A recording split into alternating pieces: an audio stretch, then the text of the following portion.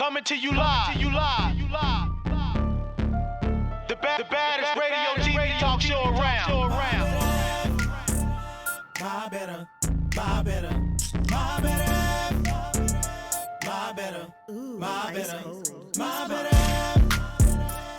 We got everything politics on the side. We got everything media TV news. We got everything politics on the side. My better. Follow my better. Introducing your host and co-host, Kevin Nicasiva.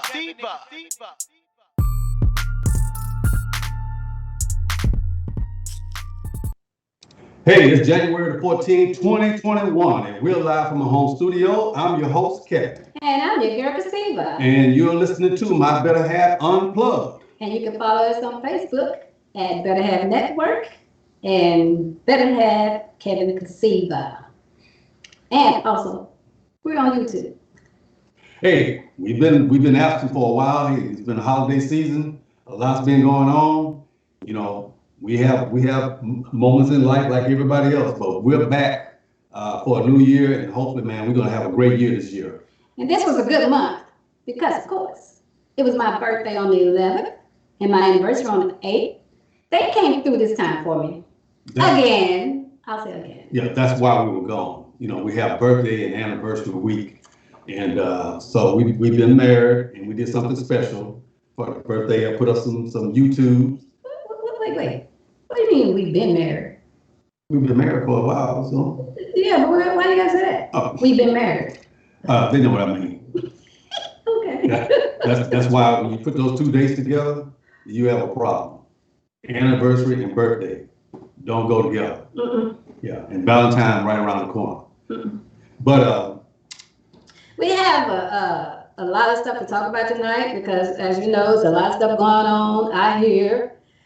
Woo! Everything changes by the minute. right. So you think something, you talk about one thing, then next thing you know, you got to talk about something else. Hey, we got like 8 days out removed from the insurrection and the attack on the House of Congress. And thousands of Trump supporters, extremists flooded the Congress. They attacked our law enforcement. They broke windows, chanting, "Where is Nancy?" That's Nancy Pelosi. And hang Mike Pence, Vice President. And so the FBI has identified over 200 suspects and arrests have been made. And so so where are we now? That's the question. Yeah. Where are we now? We're in the That's middle of a question. pandemic and the threat of a coup attacking all 50 state capitals and disrupting the presidential election. So will our constitutional guardrails hold up, or will we be unprepared like before? So how did we get to this moment in history? And so we brought someone in to try to give us some background and some feedback on how America is in the position that it's in now. And how I got there.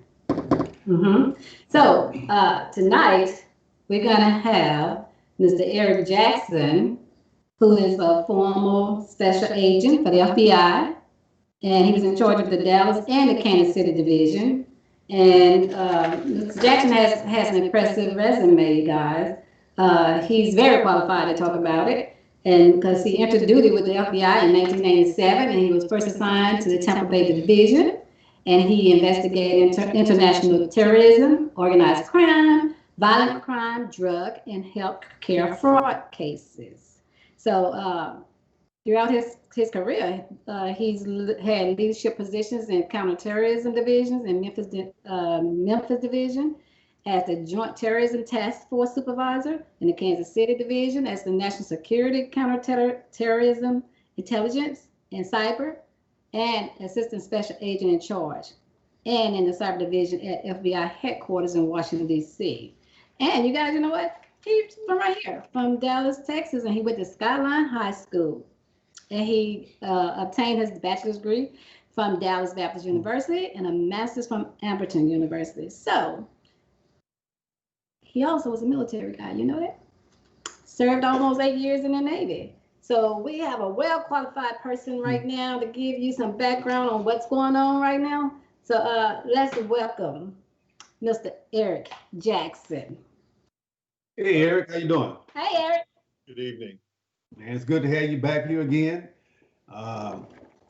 We did a show a few months ago, and we talked a little bit about what's going on right now, and we sort of, we browsed over it, and I don't know, our conversation, I kind of had a feeling that this was going to happen. And I know in our conversation, we were trying to be positive. We didn't want to predict anything bad, but I just kind of had a feeling that this was going to happen. So when it happened, and I was watching it live on TV in real time, your name was the first name that came across my mind. I said, I got to get Eric back here again, because this train was moving so fast, and the misinformation was coming, and the threats were coming, and people were trying to piece together what happened. And so I needed someone who knew the inside and outside of this, because people were trying to gather information, and they were really in shock because they didn't think that we would ever see something like that. We were waiting on another 9/11 from outside of the country. We didn't think something like this was going to happen. But you told me something the other day that things like this can easily happen. So we're gonna talk a little bit about that. So do you think democracy is on life support now? No. Democracy is strong. What's suffering right now is America as a country. We spend a lot of time talking about the flag, talking about all the things we love. And whenever you have a country such as ours, you're going to have roadblocks. You're going to have things that don't work out. But the one thing that always falls true, you saw it in 9/11, you saw it following the attacks at Pearl Harbor, you saw it following the Oklahoma City bombing. All Americans came together and fought the enemy, and democracy survived. Mm-hmm. So this here is, I can understand us coming together when there is a foreign nation that attacks us, because the last time we had probably a war on our own land was probably what? Civil War? Civil War.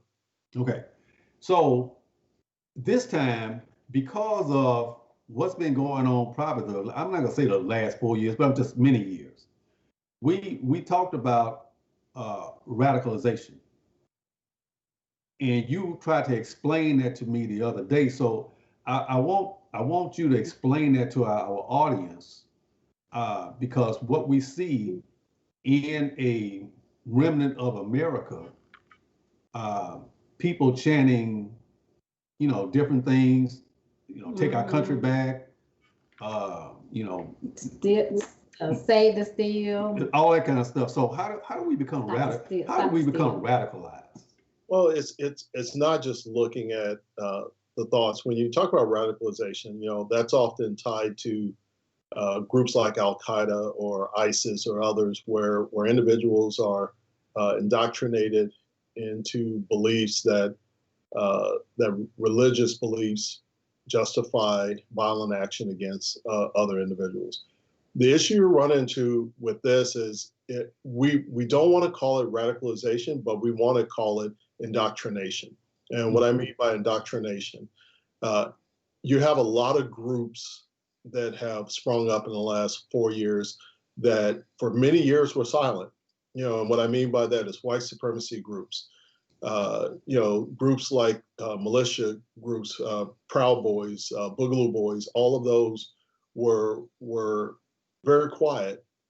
And I think the Charlottesville demonstration gave a thumbs up to these groups coming back to prominence.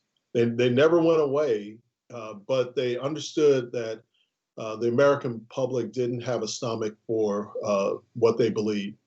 Well, something has happened in the last 4 years that has given these groups the belief that, America is ready for their type of rhetoric, their type of hate. And one of the things that I think has fallen by the wayside is remembering what these groups are truthfully about. They're not about the country because they despise an entire sector of the country. They're not about support to law enforcement because they talk about their hatred for law enforcement. But when you convince people, when you convince the everyday American citizen that the rhetoric that they're putting out is valid, is truthful, is legit, that's when you start indoctrinating individuals to follow those beliefs. And I think that was the foundation of what we saw on January 6th at the Capitol, was that indoctrination coming to full view of the American citizens. Okay. Do you think that Charlottesville was different than what happened on January 6th? Well, Different type of people? Yeah, Charlottesville was different because this is the first time in my lifetime, and first time, if you go back to the 20s, 30s, 40s, and 50s, one of the things about white supremacist Klan members and people like that, they always hid their identities with hoods or other facial protection because their type of belief was only appreciated by a certain segment of the country. Charlottesville brought something totally new. You had individuals walking with no facial covering. They didn't care who saw them. They didn't care who recognized them. What they cared about was espousing their hate for minorities, for Blacks, for Hispanics, for the Jewish population. They wanted all of those groups to know that, hey, we are uncovered, we're unfettered, and we're here. And America was warned that that was out of the norm, but it was ignored. And I think that gave a foundation to what we're seeing now, is that same groups, same people are the ones out there talking about attack the Capitol, hurt Nancy Pelosi, hang Mike Pence. Those are some of the same individuals. And as the arrests happen, you will see that they're the same individuals. But what's different is they've indoctrinated an entire another generation of people to support them. Mm-hmm. It's true. So the I'll just take it as it's a legal protest. That's the way they see it. Charlottesville is a legal protest because there was no really arrest.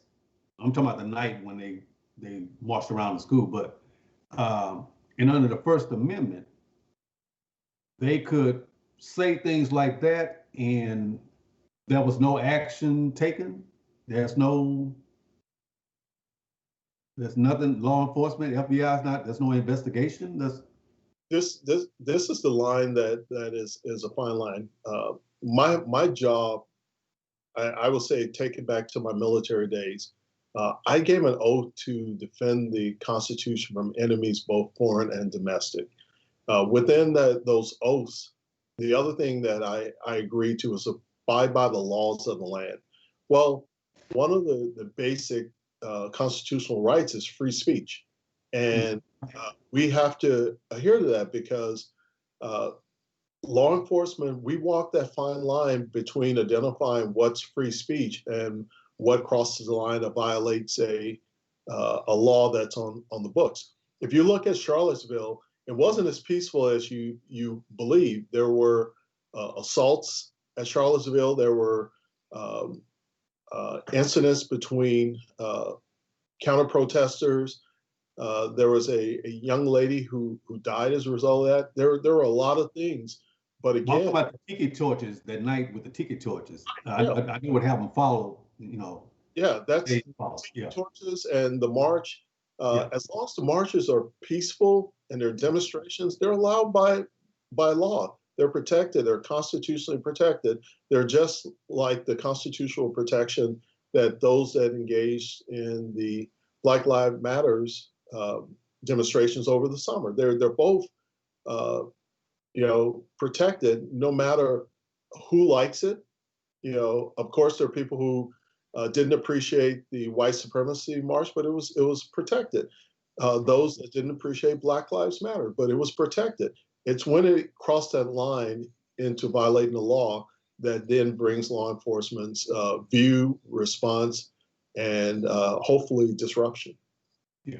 And I'm glad you went there because that's one of the things that we discussed. You know, and I talked about the, you know, there's a condition among us because the first thing that happened that day, we were sitting home eating popcorn, watching to see exactly what the response was going to be. And so last time we talked, that's what I said, that people sometimes injustice because what we've seen historically, we always put ourselves in that place. And so people are already saying that if that had been Black Lives Matter, if President Obama had went out and sent them down to the Capitol, the end result would have totally been different. And that's the way we kind of judge. And they were looking at, you know, police response, and Black people looking at, you know, is justice blind? Does it justice look with a blind eye? Because in that situation, when Black Lives Matter went to Washington, they were locked and loaded. They had to go through permits. They had to, you know, follow, you know, processes, procedures, and everything like this. And this was a call to rally. They saw it. It said January 6th, come out here, we'll be wild. They saw it. No permits, you know, no restraints, no nothing, and then get directed, and then that's what you get. And but you know, what was online, you know, Black people saying it would have been totally different. But even though I'm gonna say something, but even though Black Lives Matter is different from the riot that went on, Black people wouldn't have even phantom going into the White House and trashing it like they in the Capitol and trashing it like they did. We wouldn't even thought about that because first of all, we wouldn't even got that far. We wouldn't got that close because they would have had the army, the military already waiting for us with guns. So, you know, when you see the Trump supporters going to trash the White House and do the riot, I think they actually believe that they had a right to do that. Do you think that, because that's the way they talk, I have a right to protect, stop the steal, or either protect my country, like it's not our country too. I will tell you, if you remember when the last time we were together, it was to talk about those demonstrations. Right. One of the things I told you at the time that those demonstrations were a failure in leadership, and let me break that down. Why I say a failure in leadership? Okay. Because you had leaders at every level that didn't understand what was happening. They didn't understand what people were protesting. I'll give you a great example. In my neighborhood, our chief of police is one of the best people. He organized a demonstration with Black Lives Matter protesters and demonstrators in our neighborhood. There were hundreds, thousands of people that took part in it. The police marched right on side of those individuals, took care of those individuals, protected them, and there was not one incident. There was zero arrests. There were zero destruction. Everything was done right. That was because of leadership. Mm-hmm. Failures that you saw as it relates to Black Lives Matter demonstrations during the summer, all of those were failures in leadership to, number one, understand the group you're dealing with, and making the individuals that took part in that. If you remember peaceful rallies during the day, most of the issues occurred once the sun went down. And that's when heavy-handed tactics and things like that, until you saw the Lafayette Square, which was during the day, which was, again, a failure in leadership. Well, I look at what happened in Washington, D.C., again, as a failure in leadership. And it's a failure in leadership by imagination. And what I mean by failure in leadership by imagination, they didn't imagine what would be the worst thing to come from this demonstration. And they unprepared for it. And the results were catastrophic. And one of the things that I'm hoping that's happening during this lull before the inauguration is that leaders, and it has to be leaders, the troops will do whatever they're instructed to do. leaders have to decide how they're going to handle this, because if it's not well thought out, well planned, and well implemented, then it's gonna be a bad situation. And that's what I saw during the summer, and that's what I saw at the Capitol. One thing that they are talking about is the disconnect. Like you said, leadership. They're talking about the disconnect of information that the FBI and the NYPD warned the Capitol Police about what was happening online, and probably to make some preparations. Can you explain to me how things are deployed, how our, not military, but say for instance, the Capitol, okay? And you have that kind of situation and people are on their way to the Capitol. What should happen? Shouldn't somebody say, hey, we're gonna need some help here. Can you get somebody down here? You know? Well, I'll give you first a situation to lay the foundation. In 2008, I had the privilege of leading the federal effort for the 40th anniversary of the assassination of Dr. Martin Luther King. We had 250,000 people in 5-block area. We had, it was a presidential year. We had presidential candidate Hillary Clinton, presidential candidate John McCain, presidential candidate Barack Obama at the last minute canceled. We had every news station, whether television, radio, that you could think of, every one, all in a 5-block area. And we had over 4 or 5 different venues that we had to protect. We started preparing for that months ahead. Mm-hmm. We talked about it. We met. We shared intelligence. We got into nice arguments about how things were going to be done and how they were not going to be done. We did all that in preparation for the event. When the event happened, the event went on, 0 arrests, no incidents, no damage, nothing, because the law enforcement presence was there, that was present, but also we kept resources ready to respond, to bring as many resources that we needed to handle any situation. And a great situation is Senator John McCain showed up without any protection. He just showed up with 2 staffers, and he walked into the middle of a crowd of about 50 to 60 people, and they swarmed him. And I called in resources. We had a plan to extricate him out. Everything was ready to go. But here's what was a beautiful thing. The crowd started chanting, John McCain, John McCain. Nothing happened. I was able to call those resources off and let the crowd celebrate this honorable war hero and patriot of the country. And he left, and the crowd went on with what they did. That's leadership by imagination. The Capitol, the Secret Service is responsible for the protectee, which was the president, from the White House.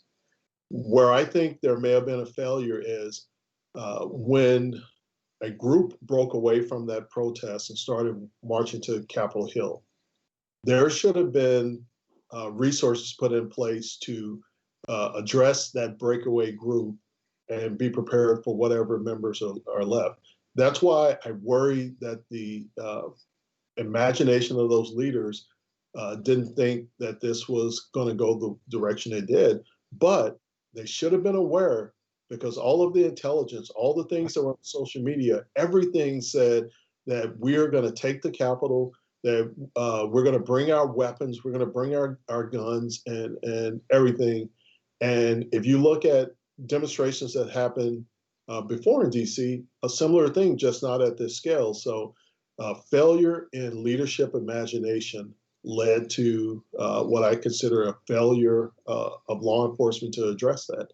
But I know I'm going long, but one of the things I want to end on is, even with that failure, and I hope every American, no matter what your race, religious, or whatever it is, you saw Capitol Hill's police officers, DC Metro police officers fighting these demonstrators in hand-to-hand combat, trying to protect our capital, trying to protect our members of Congress, and trying to defend this country. So to your first question, is democracy alive? Look at the video of those individuals fighting, and you know that democracy is alive because they gave their all, and some gave their life. Do you think that was one branch of the government fighting against the other one? I hope it wasn't, because you got the executive branch and then you got the legislative branch. But here's the thing: the Capitol Police, Secret Service, FBI, all have worked together many times over for inaugurations, for events in the city. This is not something new. This is not something new. And I was sitting at home watching it, and I saw the crowd breaking away, and I'm like, okay, I'm seeing no law enforcement presence at all.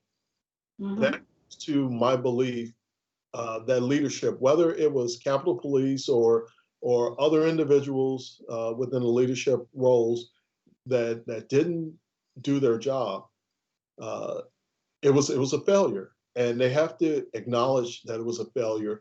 And the only thing that you can do after a failure is do better. Yeah. What is the rules of conduct for, let's say, a regular police department, and the officer is off duty, and he decides to go to the rally, and now they see him, he's identified by camera that he participated in the breach of the House of Congress. What happens? Number one, he violated his oath, because all law enforcement, all government personnel, all take an oath to defend the Constitution from enemies, both foreign and domestic. That's number one. Mm-hmm. Number two, just because you're off duty, you're not off duty. As a law enforcement officer, you're required to protect the laws of the land, and you're required to intercede in anything that violates that law that's within your power to intercede. If, as an FBI agent, if I'm standing there and someone pulls out a gun and I'm off duty and they're going to harm someone, I have an obligation to intercede. And I think what's devastating about this matter is hearing that law enforcement personnel off duty may have been involved in this. My question to each and every one of them, and I would say this directly to them, if I said, how can you stand there and watch someone assault a fellow member of law enforcement? Right. How can you stand there and watch someone commit such a heinous crime? And how can you stand there and watch someone destroy one of the most beautiful buildings and beautiful symbols of this nation's beliefs, which is the Capitol?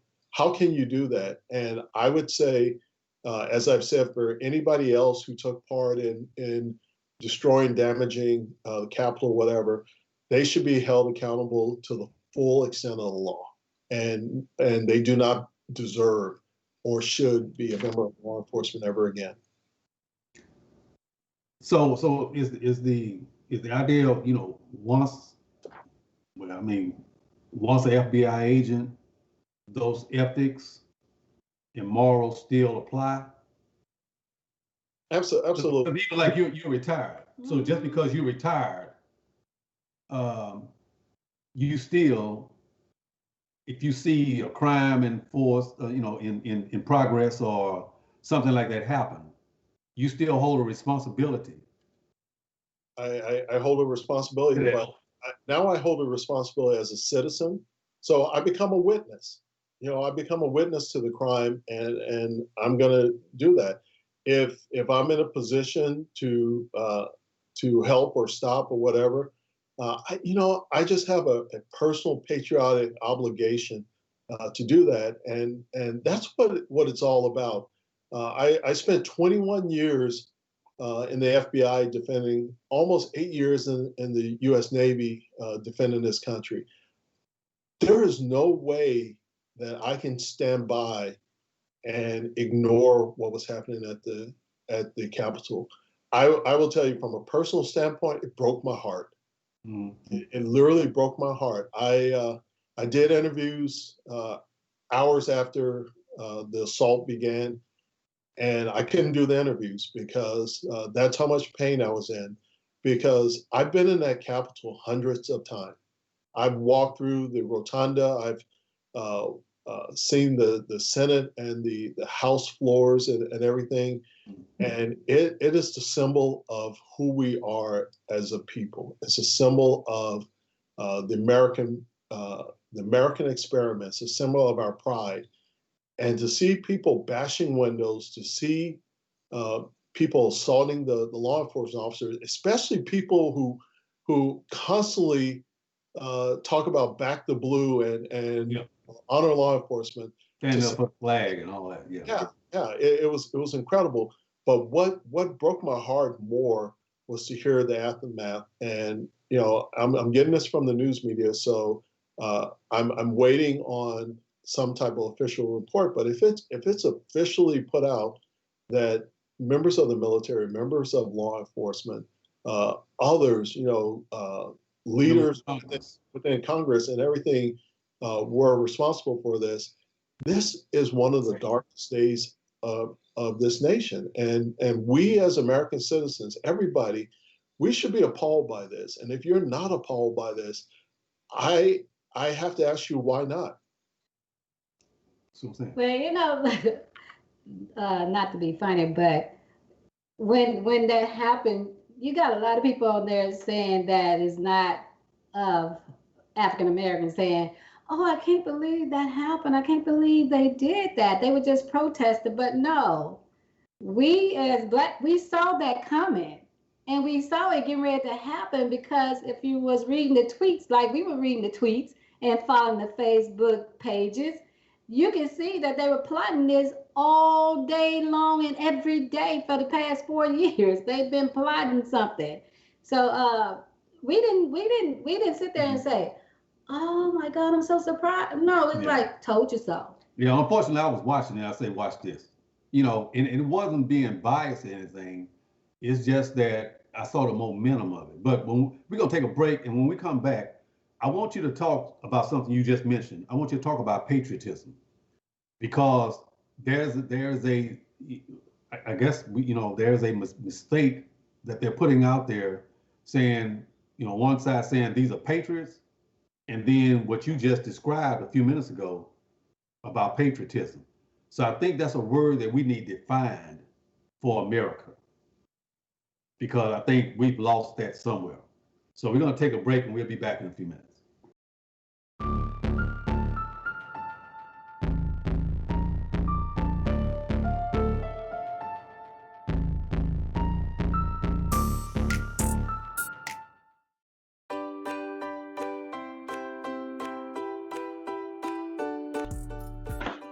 Hey, it's Tuesday, June the 2nd, 2020.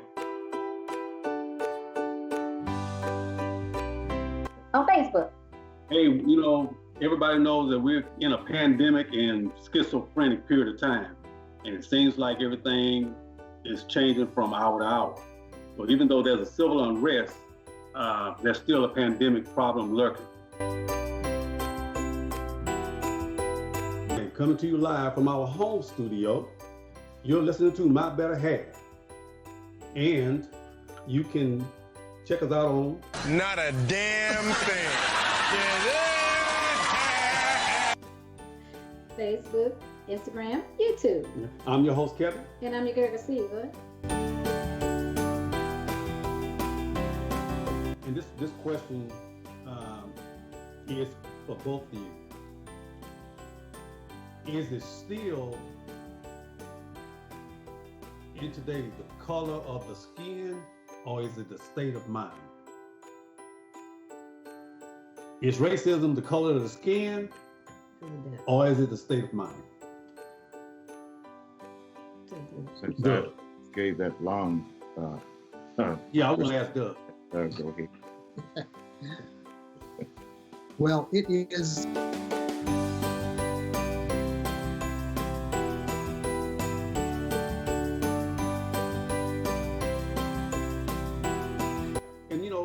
in the 60s, Wait a minute. Wait a minute. right around I guess the late 60s, we had to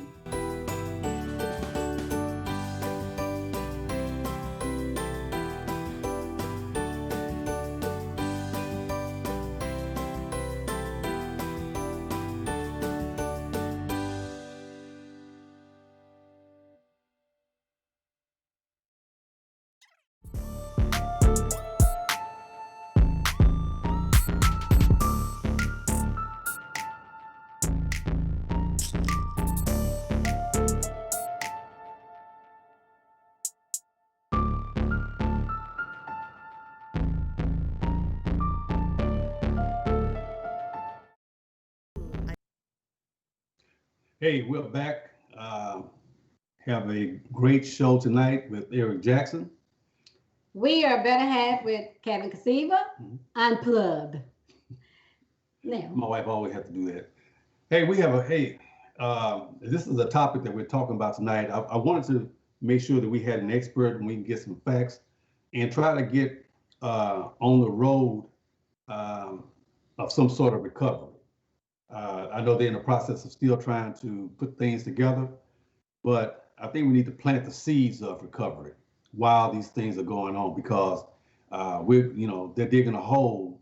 I hope that America can get out of, and we probably will, but it's going to take us to fill in some words called brotherly love, kindness, and patriotism. And so we have Eric Jackson with us, and I wanted him, before the break, I wanted him to define patriotism, because people are saying that people that rushed the House of Congress were patriots. President said they're patriots, and so people that never heard that word before would see this type of action, and they would say that is patriotism. But I want you to define what patriotism is. Well, you know what patriotism, if you look at the dictionary definition of it, it clearly says that it's devotion to someone's homeland, or it can be devotion to an alliance, which can be religious, political, or something like that. Here's how I define patriotism. I wake up in the morning and I think about what I can do to make not only my day better, but someone else's day better. Because we're American citizens. Even those that are here that are seeking to become American citizens, we all love the idea of what America offers. I've been all over the world. I've been to every corner of the world, and I've seen how people live, and I see how people treat each other. And there is no finer place in the world than America. We have all of our problems. We have things, racial issues and others that we got to get fixed. We have to get fixed. But here's why I think there's an opportunity. You're talking about a young Black kid who grew up in the projects of Memphis that went on to be the head of the 12th largest FBI field office. There are very few countries that you can do that. When you grow up in your status, you stay in your status. So when I hear people who attack the Capitol being called patriots, what I would always ask is, what was patriotic about what you did? Because your patriotism talked about harm. Your patriotism talked about destruction. Your patriotism talked about violating the law. Your patriotism talked about harming police officers doing their job. Your patriotism talked about murder. In any definition book that I've ever heard, that's not the definition of patriotism. because that's just like when Trump came on after they did the riot, and he was talking about they are fine people. But then when Kaepernick took a knee, he was like, get them son of a, out of here, because he didn't like what they did. He felt like they were disgracing the flag and stuff. But you got them putting the Confederate flag on the floor of the Capitol. Which happened the entire Civil War. here's one thing that I've prided myself on, and hopefully I can explain it in the right way. Since I was an 18-year-old kid in the military, I was taught to be apolitical. And what I mean by that is who's ever in charge has my support.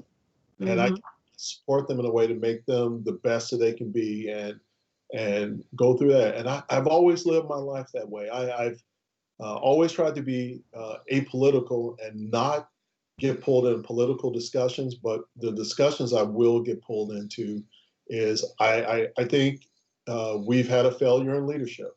We've had a failure in leadership that allowed what happened last Wednesday to happen. And one of my hopes, and I think it's, you talk about how do we heal as a country. You cannot heal as a country until you hold those accountable that broke the spirit of this nation. And once those people are held accountable for their actions, and their actions are explained in a transparent way to the American people to understand, you're going to have a broken country. And what I would ask always, those that are in positions of leadership, be truthful. Tell people the truth of what you believe in. And by telling them the truth, give them a chance to make a decision based on that truth. As long as we're lying to people, as long as we're misleading people, we're not giving them an opportunity to understand what truthfully is going on. So my political beliefs hopefully will continue to stay apolitical, but the one thing that I will not step back from is my love for this country and my support for this country.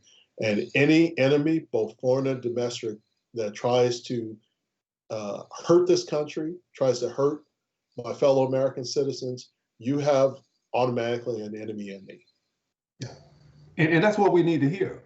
That's what we need to hear. The other thing is, do you think that, like after 9/11, we can no longer walk on a plane with liquids and things like that? Those things change. Do you think that the state capitol in Washington has changed going forward? Because you could access it, because it's a people's house. So it's not like other facilities. If somebody did a breach on the FBI headquarters, they'd be dead at the door. I don't care if it's a casino. If they knew that was coming, they'd be dead at the door. So since you said Congress, a lot of people talk about that when they went through the metal detectors, they could walk all over Congress. Do you think that's going to change? Well, but it's not true. If I've been inside the Capitol since 9/11. As a matter of fact, I was in the Capitol back in January of last year. And the Capitol is one of the most secured spots that you can walk in. You can't, I was an FBI agent and I couldn't walk in there with my weapon. I went through metal detectors. I had to get invited into the Congress by a member of Congress. There are a lot of things there that are hard to do, and getting into the Capitol is very hard to do.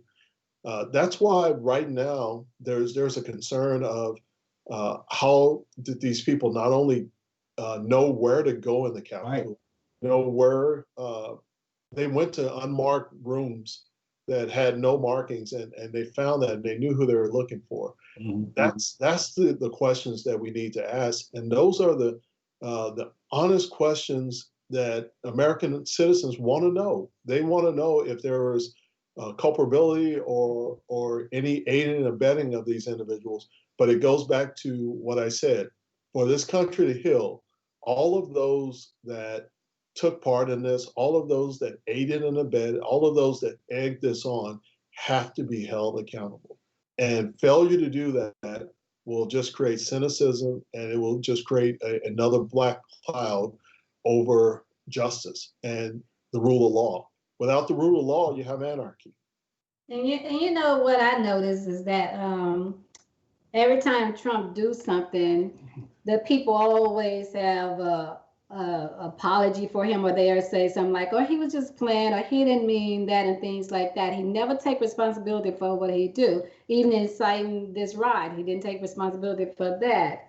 But they always want to look to the Democrats and say, "Hey, you guys, this happened, yeah, true enough, but let's move past that. Let's go past that, and let's just work on something totally different, like ignore what happened altogether," right? They never want us to go like, what's her name? Nancy Pelosi had introduced the impeachment. They don't want her to do that. They want her to just ignore like nothing ever happened. And I don't understand why they don't want them to move forward with what they need to do. If you're saying you want to heal the country, then let's take care of the problem. Let's get rid of the problem. Then let's start healing and put somebody in there that wants to heal the country. But don't try to push it on the rug like nothing ever happened and that he shouldn't be held accountable. So they should be held accountable for their actions. Just like when Joe Biden and Kamala Harris get into office, we need to hold them accountable to what they say they're going to do. If they say they're going to heal the country or they're going to get vaccines out faster, then we need to make sure they're held accountable for that. So don't just run past this ride that took place on the 6th and act like it never happened and act like he didn't have a hand in what went on that day. But that's the way they always say. 1 minute it's like, "Oh, he didn't do this, he didn't do that," but you guys always want to kick him out. But like we always tell people, when Obama was in there, if he had even thought about doing that, he would have been impeached so fast, and nobody would say anything. Well, I tell you, I look at it, and I appreciate all the things you said, but I actually just look at it very simply. You have a rule of law, and you either follow that rule of law or you violate that rule of law. And the rule of law is just not just a criminal, but it's moral behavior and things like that. When you can ignore or try to subjugate or even try to minimize following the rule of law, you have anarchy. When people march to the Capitol, they had a few choices. One choice was to march to the Capitol, use your constitutionally protected voice to express your unhappiness. That was one. Number two, get upset, but you still haven't violated the law. Number three, do acts that violate the law. Once you cross that line, you have acknowledged that you are opening yourself up to be held accountable for your actions. And I have zero sympathy for anybody who violated the law and is now questioning that they're going to be punished for it. You made that decision. Nobody forced you to enter the Capitol. Nobody forced you to damage the Capitol. Nobody forced you to attack police officers who were just there doing their job. No one forced you to take a police officer's life. So we need to get past this point in America that we make excuses for people who make decisions that harm others. One of the hardest days, and I talked about it on a previous show with you, was when 13-year-old young lady was murdered because of the actions of someone else. Right. And I promised to hold those people accountable. And there was no other choice. There were no excuses, no reasons. You chose to kidnap this young lady and you chose to harm her. And now you've opened yourself up to being held accountable for those actions. So as people, if we're not transparent, if we're not open, and if we're not honest about what happened at the Capitol, who took part in it, who helped them, we're going to be hurt as a country, because that lack of transparency will put a fog over this nation for the rest of the time. And next time you have a demonstration, that doesn't reach that level but holds people accountable, you're going to be considered hypocrites. And I know that law enforcement is doesn't like ambiguity. We like specific. You violate the law, you're held accountable. Period. You know, when we have those kind of civil unrest, they're still planning on doing the inauguration. And I know they have security, and some people are talking about taking inside, don't put the people at risk. But when those things happen, do we have to make sure that we don't let it stop sort of the American way? We still have to go about our norms, because if we don't, it looks like they have won. So how do we base safety versus going ahead? Well, if you remember post 9/11, what do we talk about? That things are going to change. You now have to take your shoes off. You can only carry 2 to 3 ounces. You're going through different magnetometers. You have stay in your seats. No one can stand in front of the bathroom by the cockpit. These are things that happen following a situation like this. So I expect that there are going to be things put in place to do that. But if you remember, 9/11 happened 19 years ago, and we survived as a country. We fought wars. We arrested a number of individuals that are still planning to harm the country, but we survived as a country. We were together as a country. So we will survive this, but things will change. The way people look at demonstrations, it's going to change. Law enforcement is going to adapt and overcome lessons that they're going to learn from this. Intelligence collection related to this, that's going to change.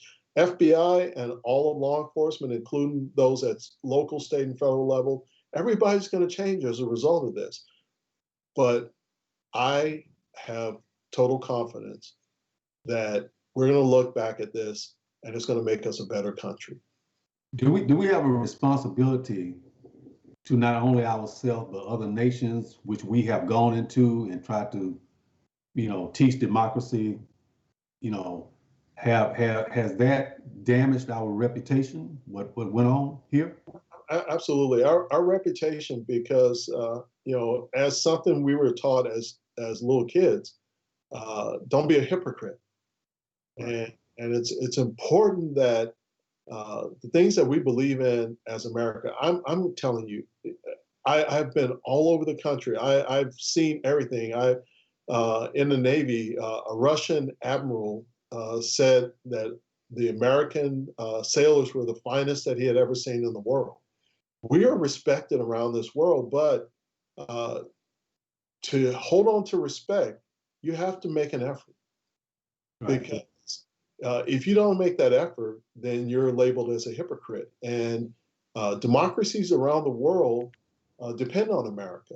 And we have an obligation, we have a responsibility to protect this nation. And that doesn't only mean protecting it from enemies that sit overseas that want to do harm to the country. We have to protect it from those enemies that are in the country. And that's why this is not just a law enforcement issue. This is an American citizen issue, because law enforcement can't arrest its way out of this. It takes people actually helping law enforcement. It takes people honoring the role of law enforcement to get this done. And it takes people making a decision that, you know what, I rose my hand, and took a vow to protect this nation, and I'm going to do that. The people who sing the national anthem, it talks about protecting this nation. Everything we do is in service to this nation, and a failure to do that, it's going to be almost impossible to go into a country that was run by an authoritarian or a dictator and tell them, follow our example. It's going to be harder. Last question that we get ready to close, but I'm going to ask you a personal question. Okay. Are you worried about these last 6 days? I'm worried about it, and in the belief that our country has changed. You know, we have been fundamentally changed since January the 6th, and I pray and I hope that individuals remember that we're all American citizens, and our job is to support each other and take care of each other. But I also have a belief that this can't happen again. If you choose to demonstrate, make it peaceful. If you choose to cross that line, law enforcement will be much better prepared than it was last time. And what I don't want America to become is a police state. I don't want America to become the green zone in Iraq. I don't want America to become Afghanistan. I want America to be America. And what that means is owning up to our responsibilities, following the rules of law, supporting each other, and understanding that our differences can be worked out.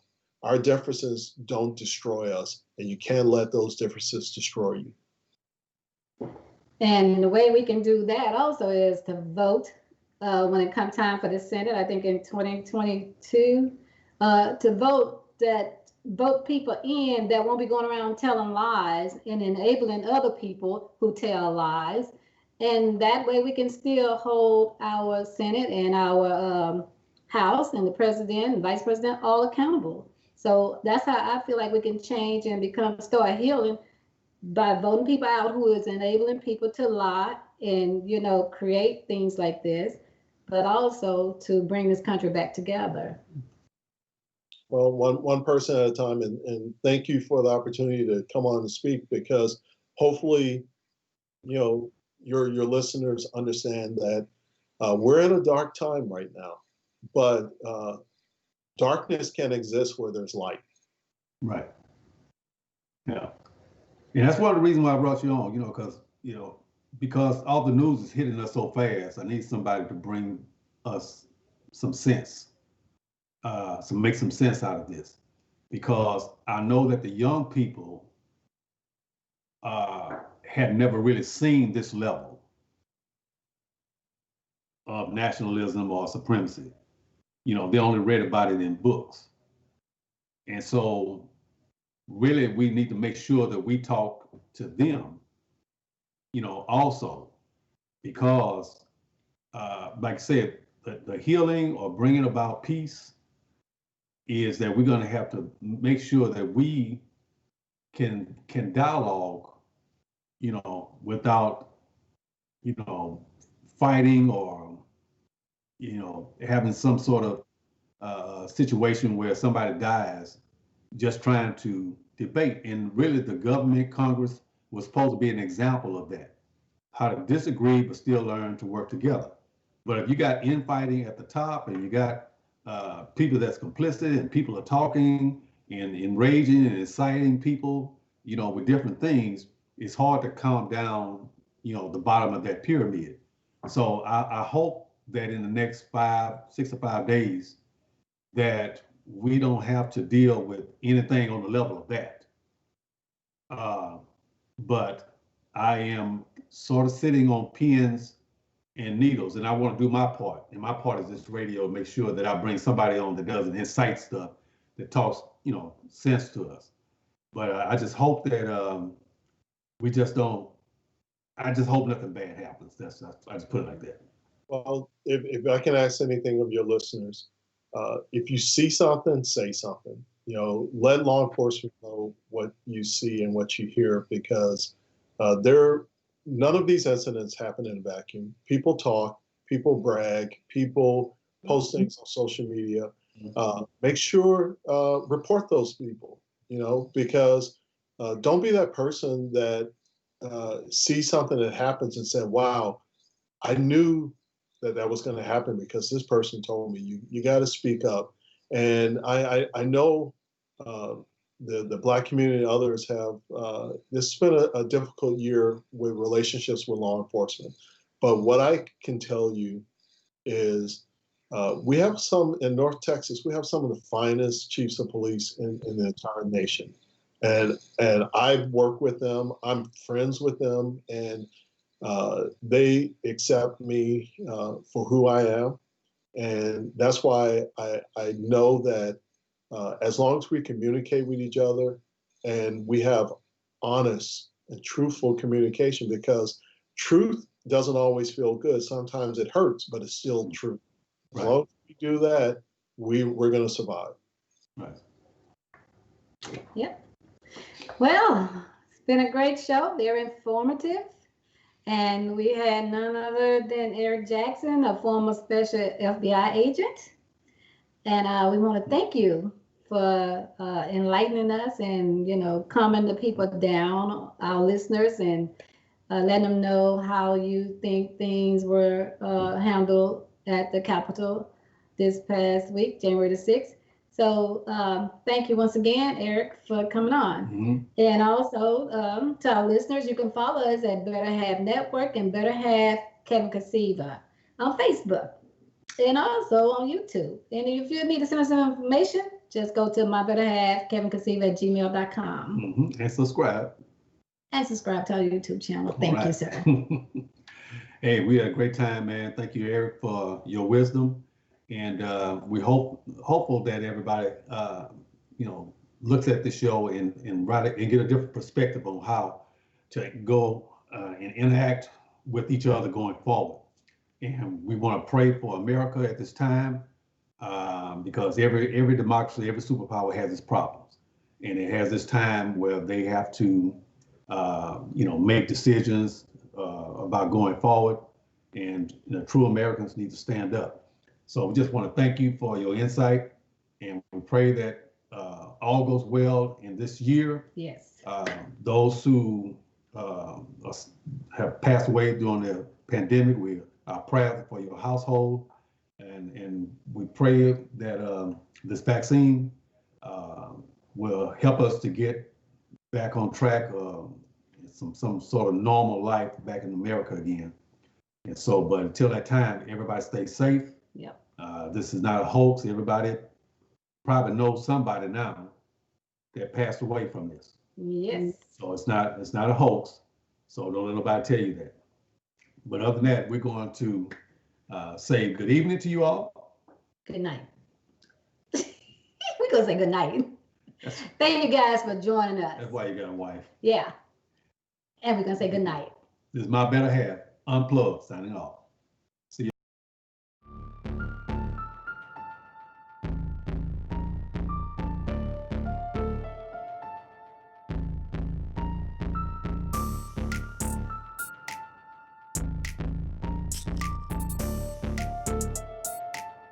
Ooh, ice cold. Freeze pop.